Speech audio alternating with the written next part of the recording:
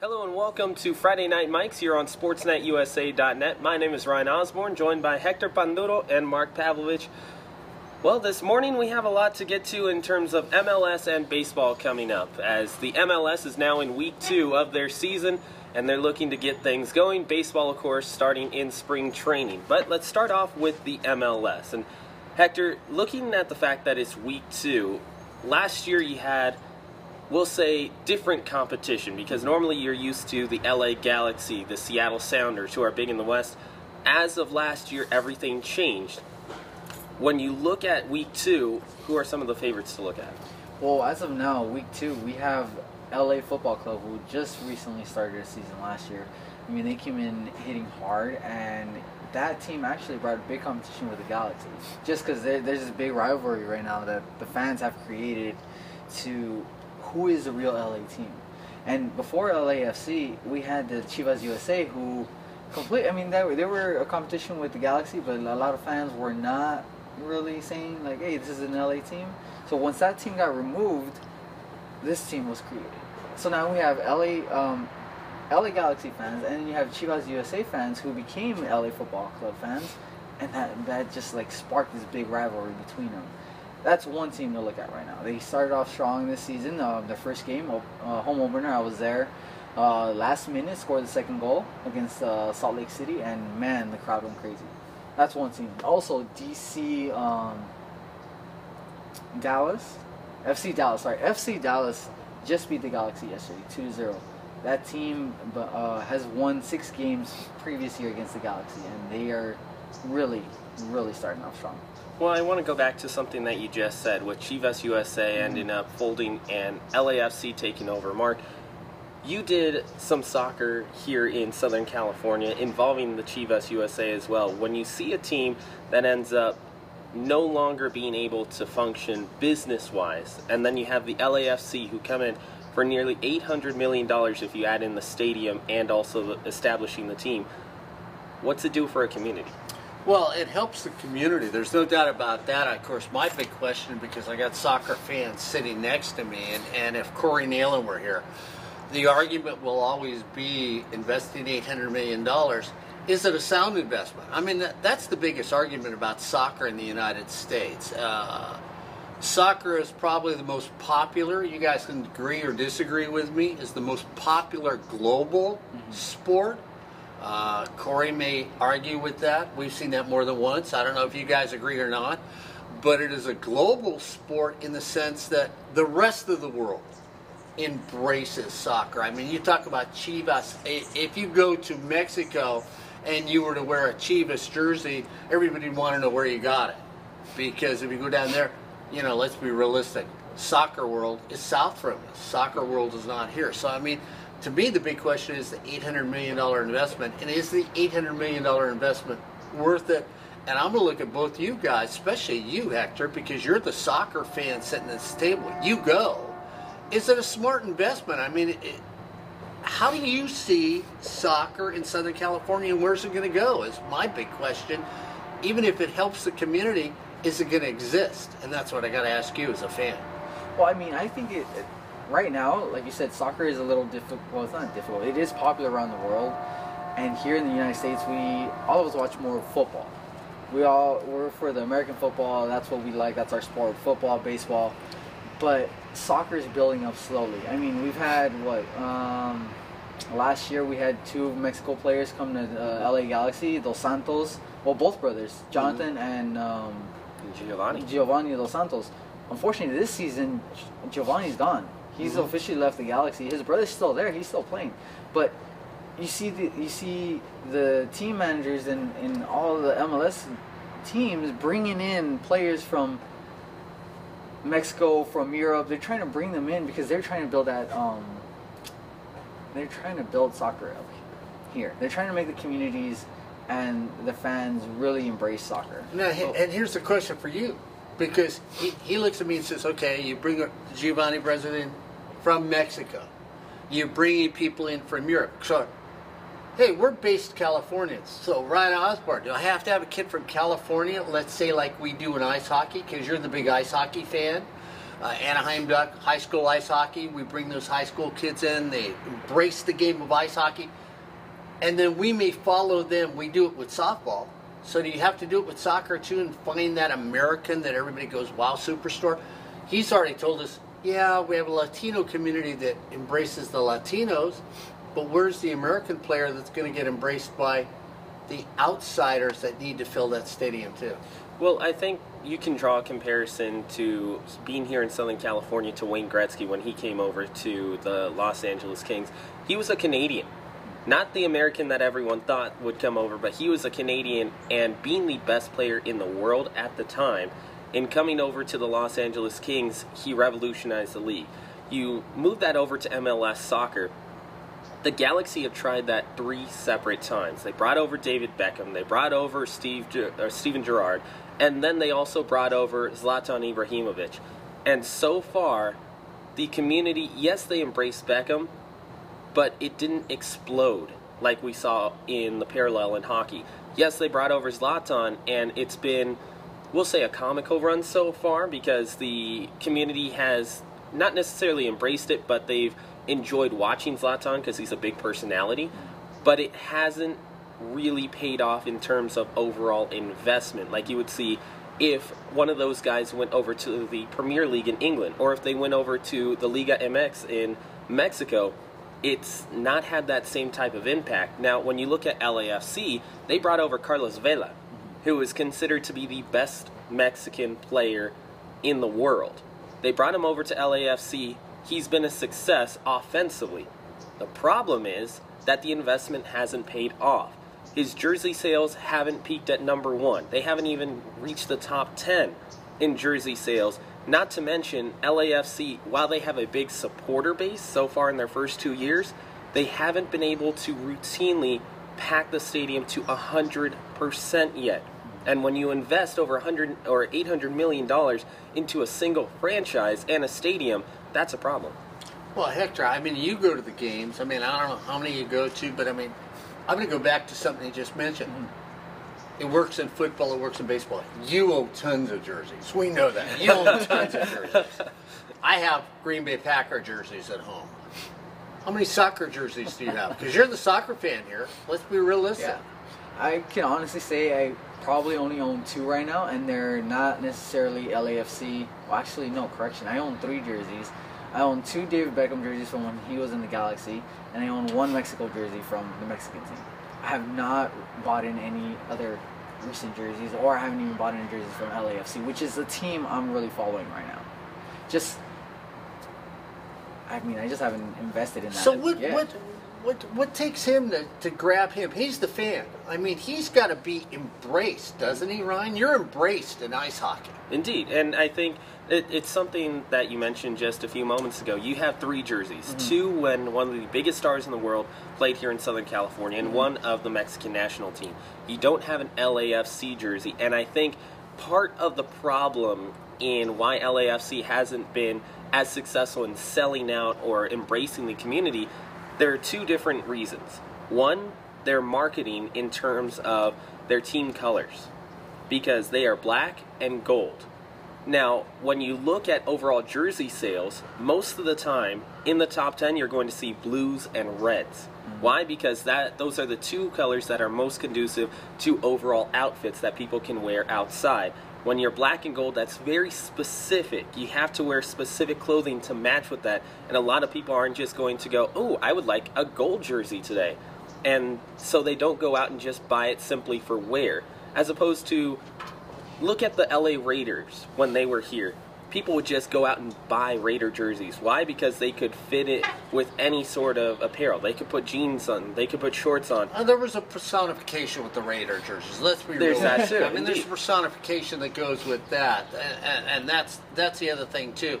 I mean, when we did soccer on sports@usa.net, and we were talking about basically what we did, it was almost college soccer what we did. I still have the Seahorses jerseys at home. I've got 2 of them. I actually got a game jersey that we were given the last games that we did, and then I went out and bought one. At the time, now these are club teams. My jersey cost me $150, Wow. and we bought those. I will wear my game jersey, and people sort of say, "Who are these guys?" Especially the people in my neighborhood, which is primarily Hispanic. So I have a lot of soccer people in my neighborhood. They'll try and figure out what soccer team I'm following. But I can wear mine with everything. I agree with you. You sort of threw the fashion statement in there. Corey Naylor would tell you how there's certain jerseys he loves because they were pretty to look at. I think you've got to have that too. I go with that aspect also. Well, I was going to go with the jersey. One thing about it is why probably some people don't buy them is price-wise, jerseys are very expensive. I mean, if you go authentic, because a lot of people would want that, you're looking to spend at least $100, $120 on a jersey. And a true fan would spend that money, but some people won't spend that money. You mentioned yourself. That's I won't mention myself. I see myself like, hey, I can either spend $120 on a jersey, authentic jersey right now, or I can use that for other necessities in my life. Like maybe further on I will invest in it, but right now it's like, okay, you know what? Maybe if the jersey was a little bit cheaper, I would spend money on it. Or I can just go for the cheaper route and get like a replica. But I mean, true fans really don't, they don't mind, but me personally, I would go for authentic. And going back to the black and gold, they also do have an away jersey, which is a white one. And I think the black and gold, they mainly have it more black, and the gold's just like their logos, which you could wear with anything, because black goes with anything, and white goes also with anything, jeans. But like I said, I think it's just mainly that where some people, if it's a Hispanic community and whatnot, investing a lot of money into like jerseys and sportwear, it's pretty expensive. Well, and I think, Mark, when you go to that point, a lot of times what you'll see is in the Hispanic community, people will not hesitate to go out and buy a $120 Barcelona jersey or a Real Madrid jersey or a Manchester City jersey. But if it's the local team, are you actually going to go out and spend $130 for, let's face it, it's a t-shirt. Yes, it does have your club's team on it, but it's a t-shirt. In any other situation, are you realistically going to pay $130 for a t-shirt? Well, you got to be a fanatic. You got to be a fanatic. Let's be realistic. You got to be a fanatic. You're a fanatic. I've seen the jerseys you've got. We've discussed sports. You're a fanatic. You're an embracer of the game of soccer. But if we talk sports, we'll talk till we're blue in the face about our sports. And we can argue football all day long. Yes, no, yes, no. We knew that about basketball. We knew that about baseball. But where are the discussions about soccer? If you get around, and I keep bringing him up, and I will again, because he tells you he likes the sport, but when it gets brought up with Corey Nealon, nobody cares. You've heard it more than once. You've heard it too. Nobody cares. You've got to have that thing where people embrace the sport. I mean, we've been around community college sports. I've gone out and done a couple soccer games. Nobody else has at the community college we're associated with. Why? Because nobody cares. But we do every football game, okay? And that's the thing. And it's a sport that just doesn't get embraced. And it doesn't get marketed. And no big companies put their names on it. I don't know what sponsors are out at that arena while you're out there. I don't know the big corporations are out there. And when you talk about the $800 million, you've got to have a Magic Johnson of soccer in the sport. You've got to have a Bryce Harper in the sport. They get talked about all the time. Indeed. Who talks about soccer? You're the fan, but who talks about soccer? That's the argument. And Mark, I think when you actually look at that argument, when people do talk about soccer, they never talk about MLS. No, they talk about what's going on in Europe. In Europe, they talk about Messi. They talk about Ronaldo. They talk about those type of guys. They never World talk Cup about. Time. It's World Cup that's time. That's when everybody starts talking about soccer. When it comes down to the World Cup, yeah. Everybody's a soccer fan then. But when it comes to MLS, it's just like people don't, like you said, they don't embrace it. And I guess we don't have that one American soccer player that everybody's like, oh my God, this guy's a LeBron James of soccer. Yeah. No one says that. All you hear is you got Vela, you got Dos Santos, you got Beckham, you got Zidane. It's like we have to bring these people from outside in order for us to get interested in soccer. So can I bring up a little controversy? Because we're talking about local sports here. And you guys, go after me if you want to. But is soccer so isolated because it's a people feel like it's a cultural sport here in the United States? I mean, let's be realistic. You two guys said, hey, they brought up the 2 Mexican soccer players. And is it because it's a cultural sport, or is it not a cultural sport? You guys are soccer fans. I've been around the sport, but I'm going to ask you. You go to the games. Is it a cultural sport, and is that why it's not growing? I've never thought about it that way, actually. I've never thought maybe it's because it's a cultural sport. Maybe it could be. I mean, now that you point it out, it's like it does look like. Well, I don't know. That's why I'm asking. I know. As a fan. But like, I'm thinking about it now since you brought it up. Like, maybe it is why people aren't picking it up. Well, and I think it absolutely is. And you look at the different demographics in sports. I mean, me being an ice hockey fan, the demographic there is it's 87% white. You look at soccer here in Southern California, the demographics say that it's over 77% Hispanic. Yeah. White is 10%. So yes, it is a cultural thing. Specifically here in Southern California, it is a huge cultural sport. And that's the way that it's looked at. It's not looked at as is with the rest of the world. It's the world's game, the beautiful game, as it's also called. So it can't grow here if it's a cultural sport. I mean, football's not a cultural sport. Let's be realistic. Yeah, no, football. You look at the amount of players in the NFL, most of them are black, but everybody embraces football. Okay, no white guy goes, I'm not going to watch it because there's black players. NBA, let's be realistic. What, 75% black players, maybe even higher if Corey was here, he'd tell us. But everybody embraces the NBA.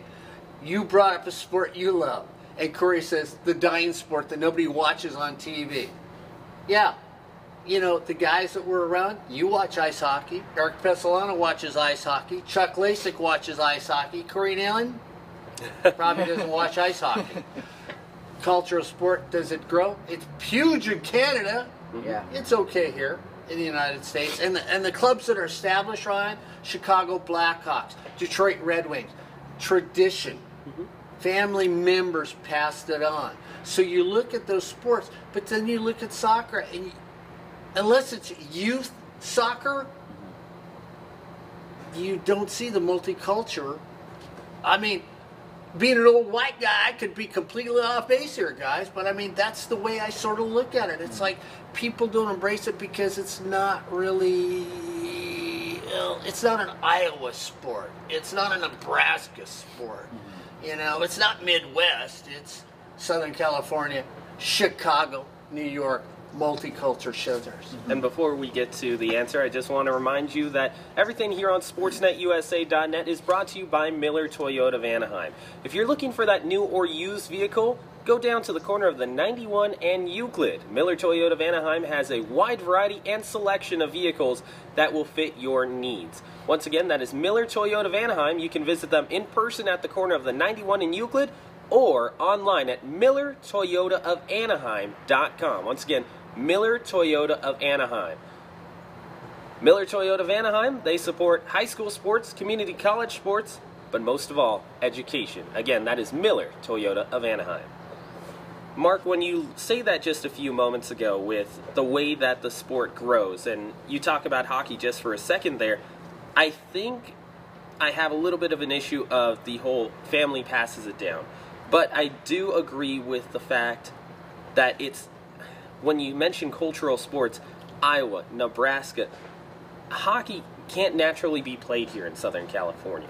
Why? Because there's no natural ice here. That's why it's huge in Canada, because you could just go out to the pond, wait till it freezes, and you're good to go.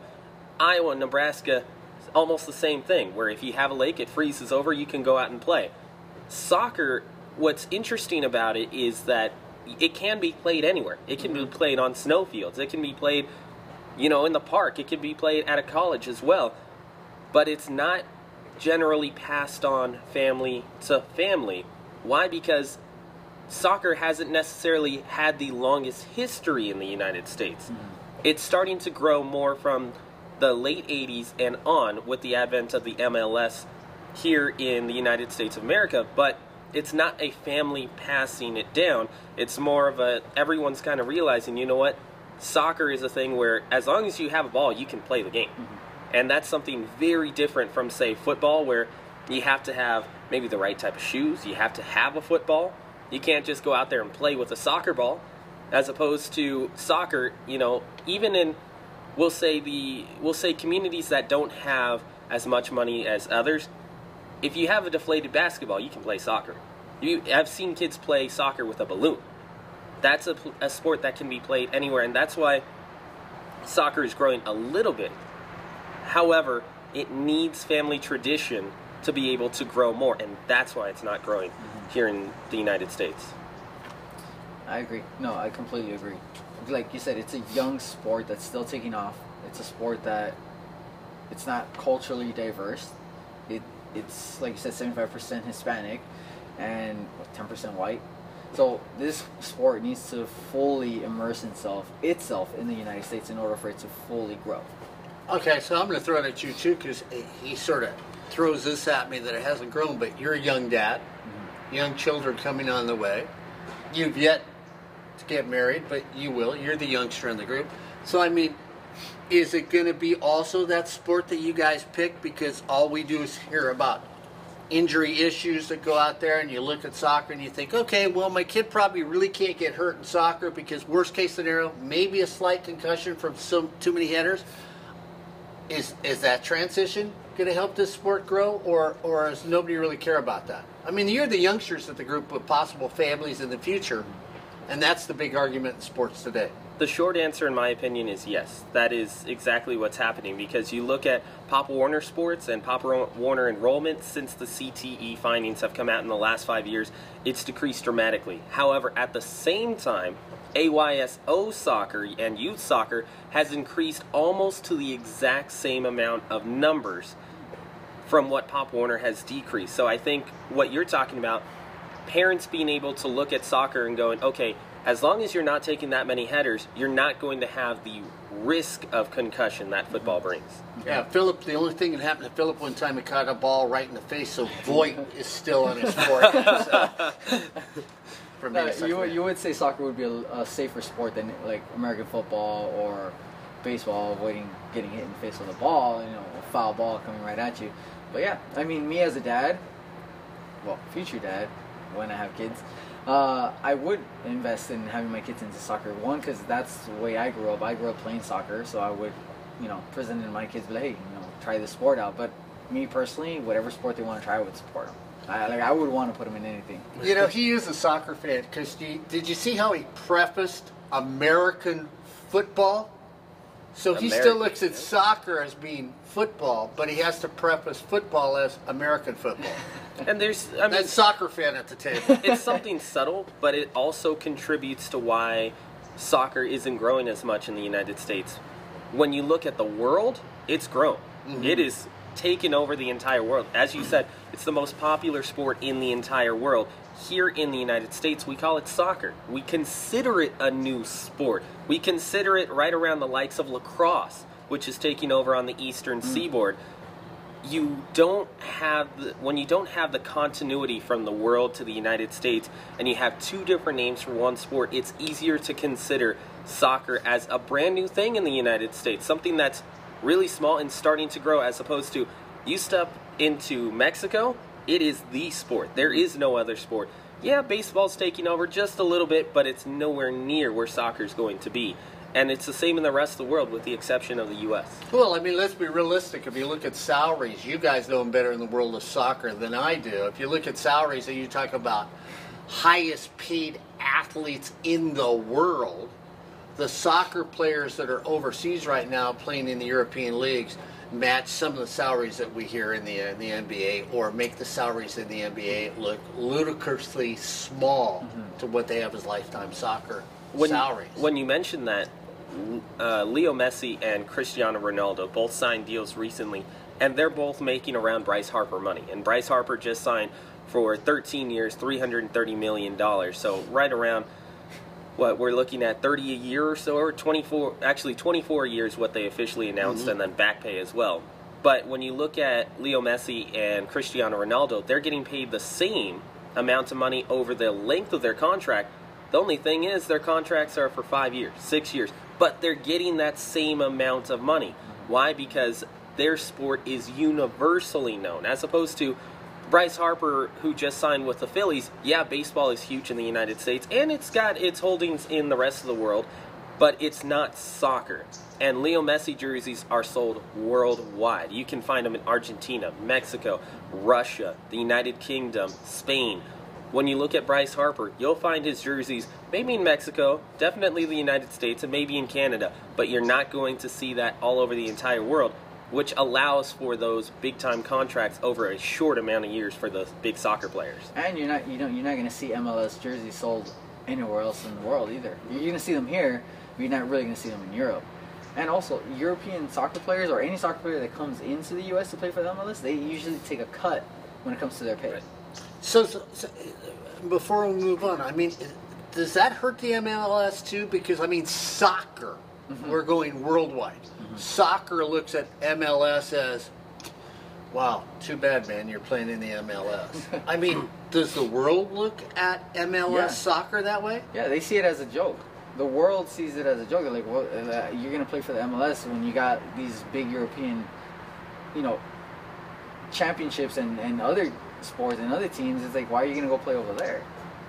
And when you mention that, I think the one case that really sums it up is Zlatan Ibrahimovic, who now plays for the LA Galaxy. He comes over to the MLS, and when he joined the Galaxy, he stated publicly that it was essentially his rehab assignment into the AAA. And he played 1 year with the Galaxy, ended up not getting an offer to play back in Europe, and said publicly, well, I'm coming back to the Galaxy not because I like it, but because it offers me a chance to play now. Wow. Yeah. Wow. Unfortunately, that's what they're seeing MLS as. When Beckham came, he came injured. And he really didn't do much. I mean, he played, but he didn't do much the years that he was here. And I'm a big Beckham fan, and I was happy to see him over here. But it's like, he really didn't do anything. Like, the fans were just going to watch him, but they were like, well, when is he going to play? He's not even on the field. And to that point, when he was on his final 2 years of his contract with Real Madrid, which is where he was before joining the LA Galaxy, he had 2 straight horribly down years, and then signed with the Galaxy for a discount. Wow. And then, yes, it did grow the Galaxy in terms of the United States and also helped the MLS a little bit too. But when you look at soccer overall, people outside the United States, like Hector said, they look at the MLS as the minor leagues. Well, hopefully you go out and watch a little soccer. Yeah, we'll see. And that's the question. And actually talking about going out and watching games, baseball spring training is now in session, and of course that means that the Grapefruit League, the Cactus League out in Florida and Arizona are in full swing. Now I want to talk about spring training as a whole and how it relates to the communities in Arizona and Florida. Not too many people are talking about it when you look at either fiscal impact, what the players think, and what the fans think. Mark, when you look at spring training, you remember the times when the Angels were out here in Palm Springs, and that's where they had their spring training, and it was a community aspect. Well, they moved down to Arizona, and that's where they do their spring training. Is there a negative impact when a team like the Angels takes off from their community to go down to Arizona? Well, first of all, I mean, Palm Springs was a great place for them to be. Now, we know why they went down there. It was easier because the majority of teams are down there. You got San Francisco Giants, you got all the different teams from the different areas down there. And if you look at the facilities down there, I mean, they really are. Some of them, when you look at the facilities in Arizona, big league. You could stage a regular season game in those facilities, and you could probably get about 35,000 people in those facilities. So, I think it was an upgrade for the teams. The teams needed to do that. And for the Angels, even Palm Springs, did they hurt the community? Yeah, because you had people from the Anaheim, Orange County, Los Angeles area that went and saw the Anaheim Angels, and they would go to Palm Springs to watch Anaheim Angels. Not a bad drive, 90 miles. Yeah, you're there, no problem. How many of us are going to go to Arizona on a weekend to see it? And if we do, does it impact the community? Well, yeah. If us three went to Arizona to watch spring training, we'd rent a room. We'd go out to dinner every night. And, yes, we would wear our Angel jerseys so that everybody knew we were there for one reason. we were Angel fans, and of course Ryan likes the bright red anyway, so he'd have a bright red jersey on. Well, I don't know if I'd wear an Angels jersey over there. Well, yeah, I'd wear an Angel jersey and an orange and black jersey too. So we do that. Both my teams are out there. So I think it really helps the community. I think the controversy of baseball, though, is, who do the teams really belong to? Do they belong to themselves, or do they belong to the communities? And that's the big question. Yeah, the communities make money, but in the long run, who's it really help? Well, I don't know if you guys heard, but the Angels, they were announcing that they were going to be building a stadium for them in Long Beach recently. Well, they were courted by They've been courted by Long Beach. It was in Business Weekly. Had a great article about them being courted by Long Beach. And if you look the area that they would do that, you're down by the convention center where they would do it. The thing that's interesting about that, though, is what people don't bring up. If we're going to go talk about building a stadium, global warming. Let's be realistic. It happens. The area they would build a stadium at, if we keep going in the direction we're going in with global warming, that stadium is going to be underwater in 20 years because the tide is going to rise, and that part of Long Beach would be affected by the ocean rising, and where they would build that stadium is an area where the tide would rise 6 to 8 feet, is what I've read in some of the articles about this. And, people can go, Mark, global warming, yes, global warming, no. I personally believe in it myself. But you're looking at it and going, okay, well, yeah, you want to build a park like the San Francisco Giants have, where it's pretty, it's on the water, it's got a great scene.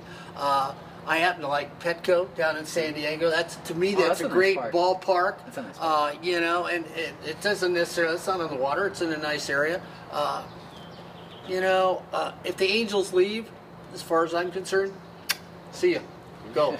I want nothing to do with it, because when nobody wanted you, Anaheim embraced you. We brought you in. Your teams stunk when you came here. Rudy May, woo-hoo, used to watch him pitch all the time, And I could go back. Joe Adcock played for your teams back in the old days when they were the Anaheim Angels, which they still are today. Tim Mead, they're the Anaheim Angels. I don't care what you say.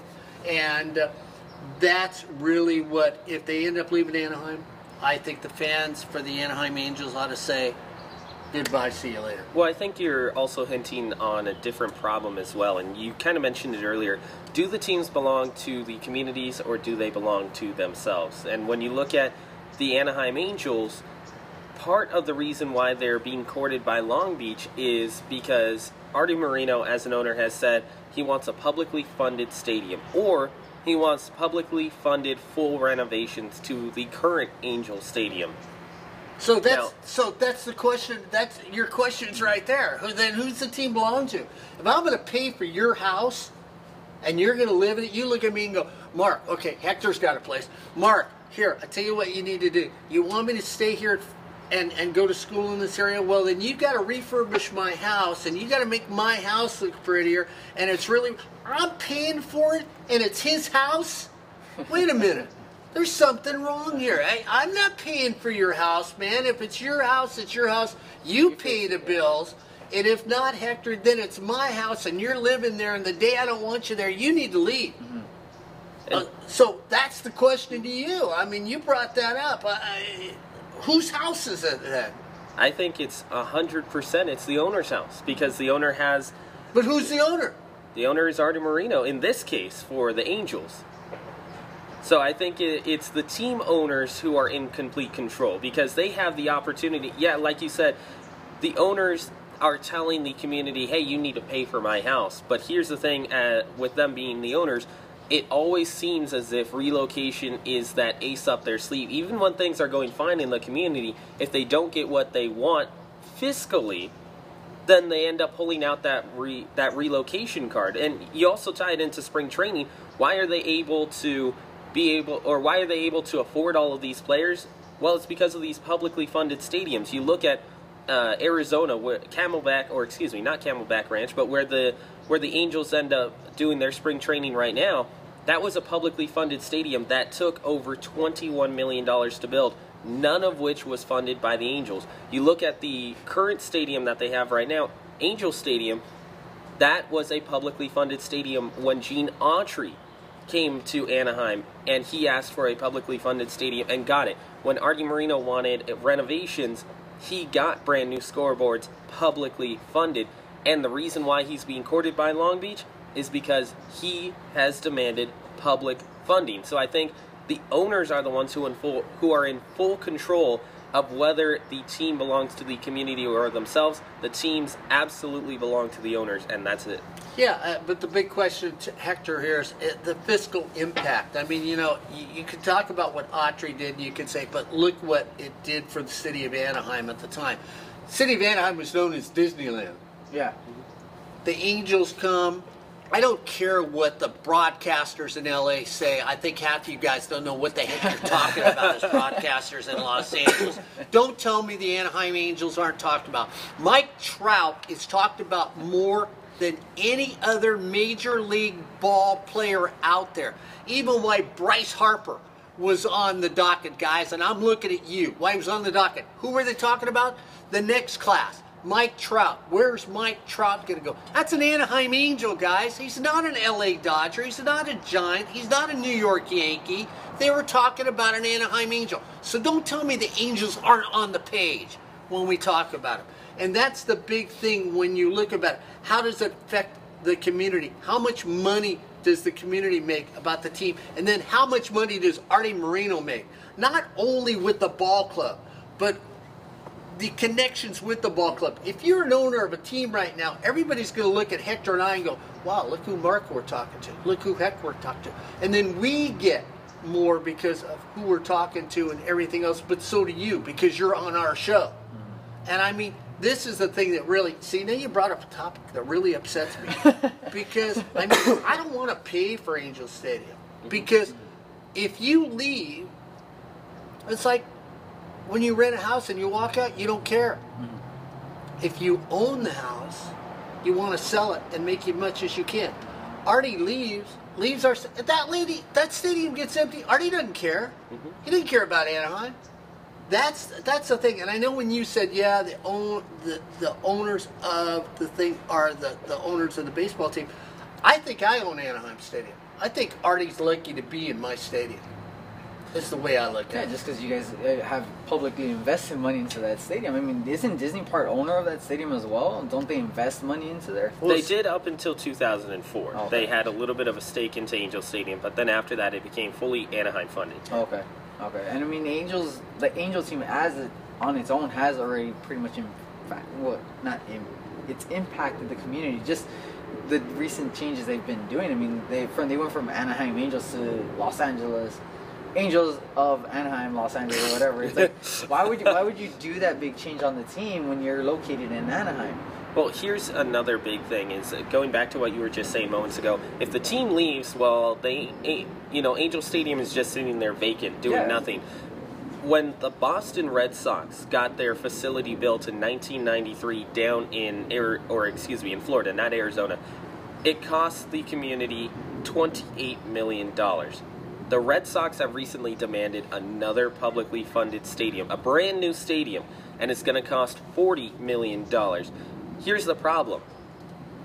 The city still owes $20 million on the $27 million stadium that they already built. So the Red Sox have already threatened relocation. So what did they do? They actually relocated to another part of town simply to get the city to pay for their stadium. So when you mention that teams, if they end up just leaving, they leave behind not only fan bases, but they also leave behind a city that's in shambles and has to foot the bill for what the team did. Yeah, I mean, everybody will bring up the fiscal impact of teams and say, oh, look what they do. They create part-time jobs and everything else. But nobody talks about the fiscal chaos that they create when they leave or what it may cost. I want you to stay. Let's just say that the Angels are really going to threaten to go to Long Beach.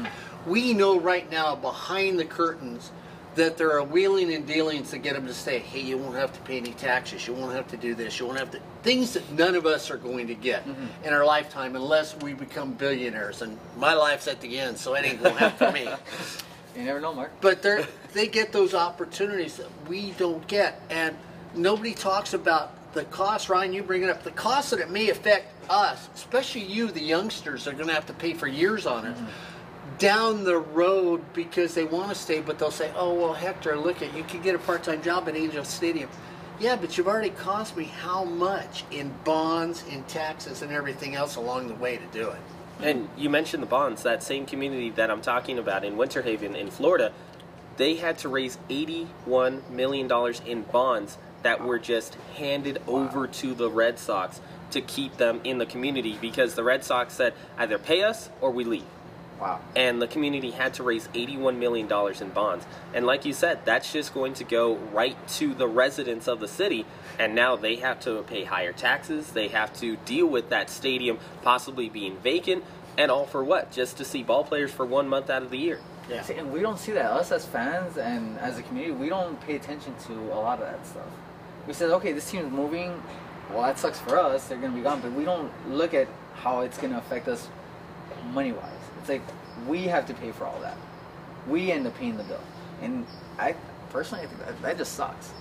Well, and the team that their area they're moving to, got to pay the bill too. So it's I'm all excited they're coming to Long Beach, but Artie's not gonna pay for a stadium in Long Beach if it goes to there, because Artie, if you did, that means you own part of the one here. You still owe money. Artie's gonna walk out of here all together with the Anaheim Angels, Artie, the Anaheim Angels, and take them to Long Beach. And that's the thing that's wrong with major sports today. I mean, major sports, it's all based on revenue that comes through an area that you guys want to walk in and be television or radio or be on the internet for a sporting team of some sort, be it soccer, hockey, or whatever. But let's be realistic. It's all about the revenue that gets created there, and it's the owners that walk out with all the money in their pockets and leave the rest of us behind with nothing. And like you said, a fan who's brokenhearted. And, what do you do at the end of the day? Who's going to come in and play at the stadium? Yeah, Anaheim Stadium will get used for off-road racing, religious venues, and high school championships. It's awfully expensive stadium just for those three things. Right, and I think you can look at different examples like the Astrodome in Houston, where when Minute Maid Park was made for the Houston Astros and the Houston Oilers took off to Tennessee, the Astrodome just became the high school park. And the biggest part, or the biggest problem with that, is the fact that it costs a lot of money to be able to turn on the lights, to be able to got to maintain it, to be able to, like you said, maintain it. That includes bathrooms, that includes pipes, that includes water, and then also pay the people who would be the staff for the afternoon, the concession stand people, the ushers. You have to pay all of those people, and it costs a lot of money. Are you willing to pay as a community that much money for a single high school event? Well, it comes down to the magic word with sports. You talked about $800 million being invested on a soccer team. I want my money back if I invest that $800 million. You talk about Artie and what he's doing with the Angels. It comes down to one thing. Hey, baby, it's business, and I want my money back, and it's called greed. And I'm not doing a sporting event just for fun. Sorry. It's called professional sports. It's called entertainment. If I'm going to put on a show, I can put up a curtain and everything else and not charge anybody anything, or I can do the real deal and make money on it. And it's all about greed. Bryce Harper, $300 million. Manny Machado, what, 235? Is that what he got? He got 300. 300? He's not worth 300. 10 years, 300. He's not worth 300, sorry. But it's all about greed. And once again, when you talk about the Angels moving to Anaheim, it's all about greed. Let's be realistic. Nobody's gonna give you any money when you move on, Hector, and say, hey, I'll give you this house for free if you live in La Puente. I mean, if they did, we'd all move tomorrow. No, let's be realistic. We'd all move tomorrow. You're going to give me a $500,000 home in La Puente, furnished, For free. and somebody's going to take care of it for me for free? And not to mention, people are going to come to my house. Yeah, they're going to come to your house. They're going to come to my house and give me money to come to my house as well. Yeah. Well, I go far. MLS, going back to MLS, like I said, you got LA Galaxy and LAFC. When both those teams face, regular tickets are $44 just to go watch either team. But when you have both of them facing each other, regular seat tickets are like $120 just for one. It's like that there's that investment. There's that where people are like, the greed is like, okay, you want to see both these teams here. is how much it's going to cost you to see them. And tying in both of our two topics today, MLS and also with these teams and their fiscal impacts, you look at a team like the Columbus Crew in the MLS, who has been threatening for a year and a half that they're going to move, to the point that they actually copyrighted and founded themselves as Austin FC in Texas, and then decided, oh, you know what, since you guys gave us the bonds to stay here in Columbus, we're just going to get rid of Austin FC, and now we're back as the Columbus Crew. When you look at these owners, and I think in LA we kind of had a lot more exposure to it with the ownership of like Jack Kent Cook, the Bus family as well. The owners, like you said, they're more interested in their investment, and it's not necessarily about owning a team and being able to say, hey, I own my favorite club and I get to have the enjoyment of, you know, being able to own that club and being able to root for that club. Instead, it's just, how much money can I get out of my investment? Well, I mean, prime example, and I've been told this story, and I'm sure it's still true today, but with the King ownership actually owns where they skate at. Yes. So, and basketball's played there too. So what they do is they own it. The highest paid renter of that facility is the Los Angeles Kings. They rent to themselves higher than they do to the Lakers or the Clippers. Reason being, it's a tax write-off. So I'm paying this corporation more money than that. Strictly greed. It's strictly greed. I'm going to buy the building. Yeah, you can stay there. You can stay there. I'm going to charge you $150. I'm going to charge you $125. But I'm going to pay $300 with my team that my brother owns, because then we get to write off that $300 as part of the thing. Yeah, it sounds like, oh, the poor Kings. And it's like, at the bottom line is, poor Kings, they're writing it off at the end of the year. They're losing hockey team, too. They can't play that well. You're not wrong. You know, but it's that thing, it comes back to that greed. And nobody cares, you know, nobody cares about us fans. The only reason we're around is because we're making everybody else money. They don't care about us. I mean, if they cared about us, you know, when we cry about things, they would do something for us. You know, when's that free fan day?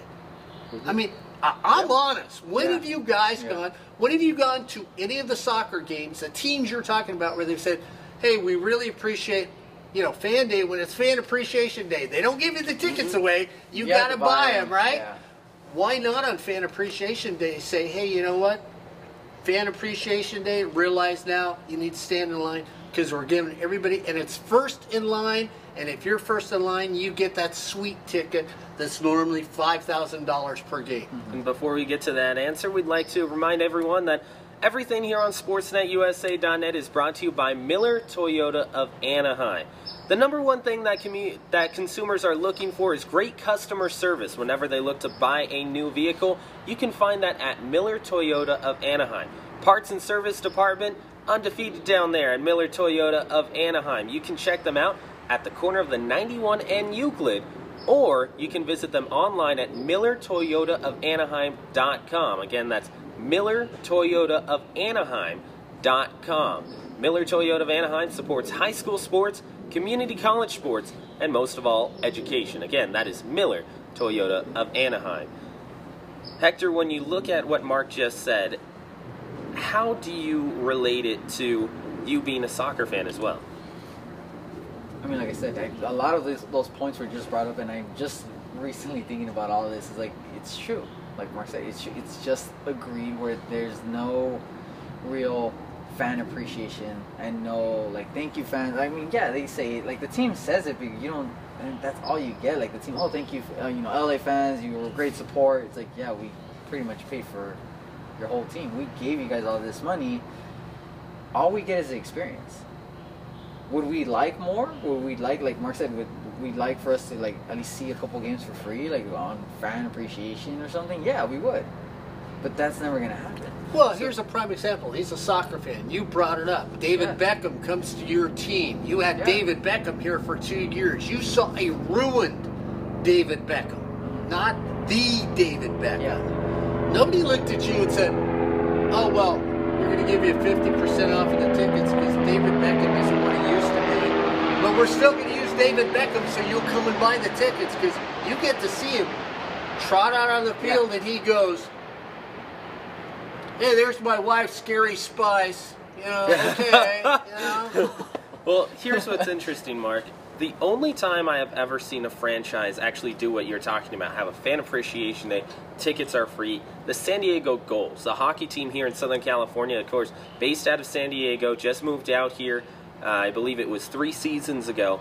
They actually go out and rent the Honda Center, and they make tickets free early in the season for the fans. All you have to do is RSVP, make sure that you tell them the amounts of tickets that you want, and they don't just do it against the worst team in the league. They do it against their top rival, the Ontario Reign. So that's the only instance that I can think of where fan appreciation has really happened for a team here, at least in Southern California.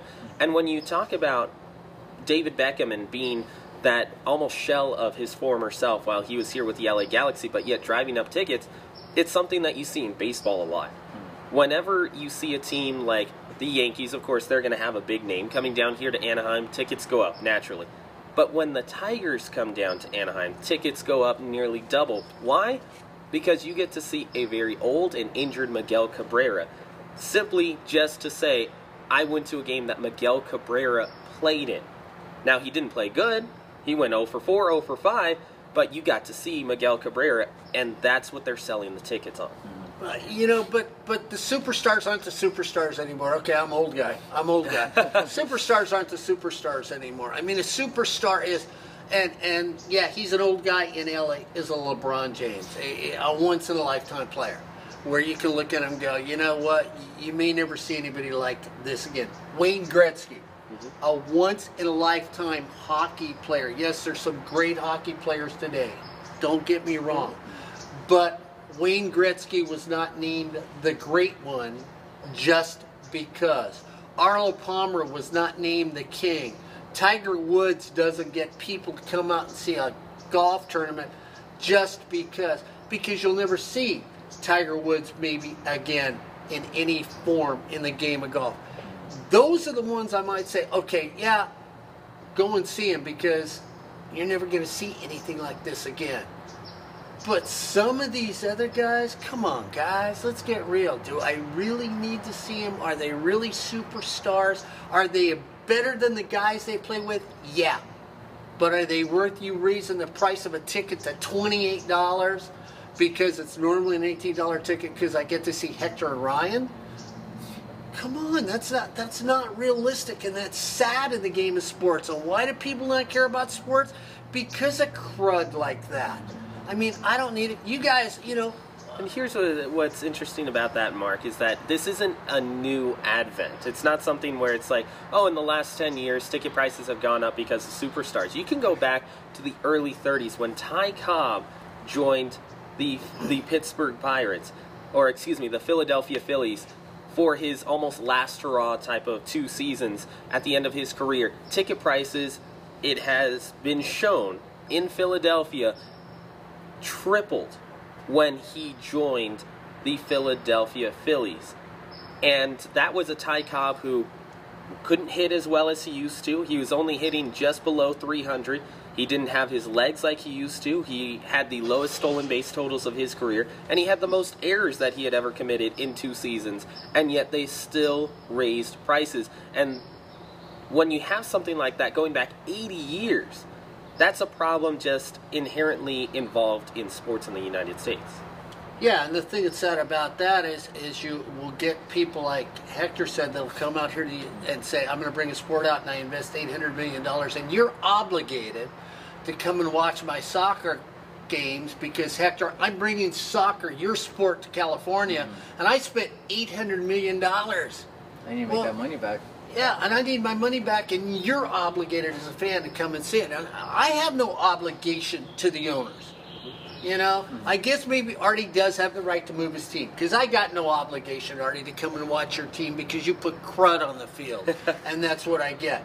But it's like, the thing is, at the same time, Hector wants to have a family. You may down the road want to have a family. I have a family. I've done my thing. You know what? I don't want to spend $400 to go see a baseball game. Okay, most you've ever spent to go see a sport. Most I've ever spent is $300, and that was a Stanley Cup final game. Wow. Most you've ever spent to see a sport. $600. Woo! What? Opening day, baseball, Dodgers. $600? It was $300 the ticket.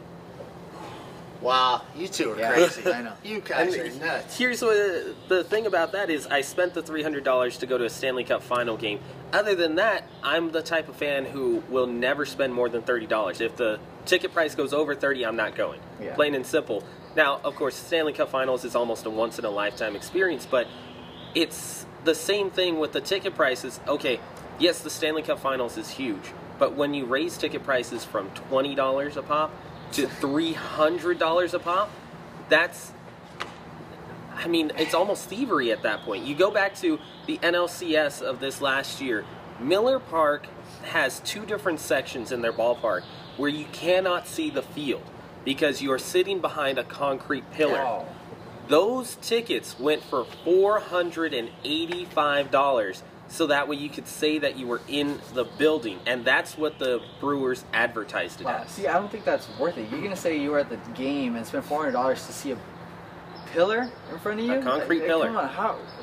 Wait a minute, this is a man that spent $600. Wait a minute, he spent $600 for opening day. That's the first day of the season. I know. Who cares? But it's not. The seats were not behind a brick pillar. They were not behind a concrete pillar.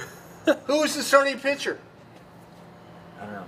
Look at that! $600 and I don't remember the game. I know.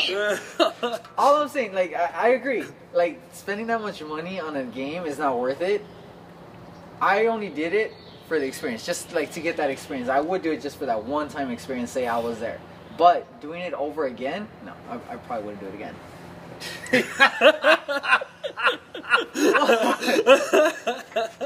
No, like, soccer fan. What do we expect? You know? Well, I mean, I would spend money on the World Cup. If I were to go to a World Cup final, I'd spend that money just for but that. that's the thing. That's Once in a almost fair. lifetime. It's Yeah. once in a lifetime. Coming to the United States, the World Cup has only been here twice before. Yeah. And so you can't just say, oh, I'm going to hop on a plane to Russia where it was this year. Yeah, no. That's not something that's No. easily done. But if it's here in the United States, then you go, okay, once in a lifetime, I have a Spend that, chance to go. Yeah, absolutely. Well, that's going to wrap up our edition of Friday Night Mics. For Mark Pavlovich and Hector Panduro, I am Ryan Osborn saying thank you very much for joining us. This has been Friday Night Mics on SportsNetUSA.net.